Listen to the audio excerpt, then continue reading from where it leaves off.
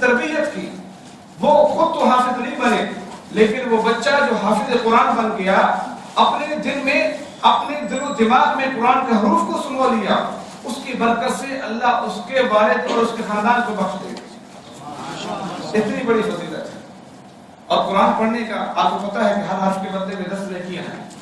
الف حرف, اللام حرف, والمیم حرف. یعنی اگر الف لام میم ہم پڑھتے ہیں تو یہ 3 حرف پڑھتے ہیں اور ان کی 30 نیکیاں ہو گئی.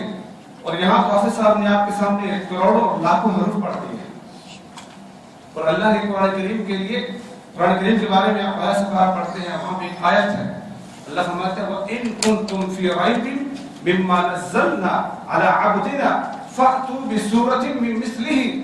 اللہ فرماتے ہیں کہ کفار کو اور مشرکین کو چیلنج کے طور پر اللہ فرماتے ہیں کہ یہ جو قرآن ہم نے اپنے بندے یعنی محمد مصطفیٰ صلی اللہ علیہ وسلم پر نازل فرمایا, اللہ فرماتے ہیں کہ یہ قرآن ایسا لا ریب, ایسا بے مثال, ایسا لا شک, ایسی بہترین کتاب ہے جو ہم نے نزلنا علی عبدنا اپنے بندے پہ نازل فرمایا. اللہ فرماتے ہیں کہ اگر تمہیں اس میں کوئی شک و شبہ ہو, اگر تمہیں اس میں کوئی عیب نظر آتا ہو تو اللہ نے چیلنج کے طور پہ فرمایا ہے فَأْتُوا بِسُورَةٍ مِّن مِثْلِهِ, اس کے مقابلے میں ایک سورت بنا کے لے آؤ.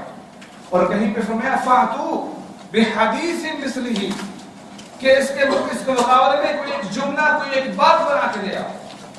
لیکن اللہ آگے دعویٰ فرماتے ہیں ان کنتم صادقین. یہاں پہ من دون اللہ کا لفظ آتا ہے کہ اللہ کو چھوڑ کے تمام شہداء کو, تمام اپنے بڑوں کو بلاؤ, جمع کرو.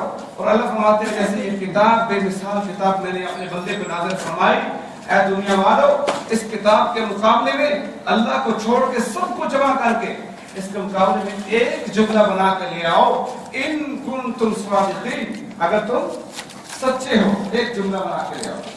اور پھر اللہ خود ہی آگے جواب دیتے ہیں فرمایا فَإِن لَمْ تَفْعَلُوا وَلَن تَفْعَلُوا, یہ کبھی بھی نہیں بنا پائیں گے, ہو ہی نہیں سکتا. اور اس کی مثال میں آپ کو دیتا ہوں کہ ہم قرآن کریم اکثر تقریباً کچھ لوگوں پر اللہ کا فضل ہے وہ ہر روز تلاوت کرتے ہیں. اور قرآن ایسی کتاب ہے کہ آج 1500 سال ہو گئے ہیں, اس کا ایک حرف, اس کا ایک زبر, ایک زیر, ایک غنہ, ایک جزم, ایک زیر تک نہیں تبدیل ہوئی ہے اور نہ انشاءاللہ ہوگی. میں نے آپ کے سامنے شروع میں ایک آیت پڑھی ہے. اللہ فرماتے ہیں اِنَّا نَحْنُ نَزَّلْنَا ذِکْرَ وَإِنَّا لَهُ لَحَافِظُونَ.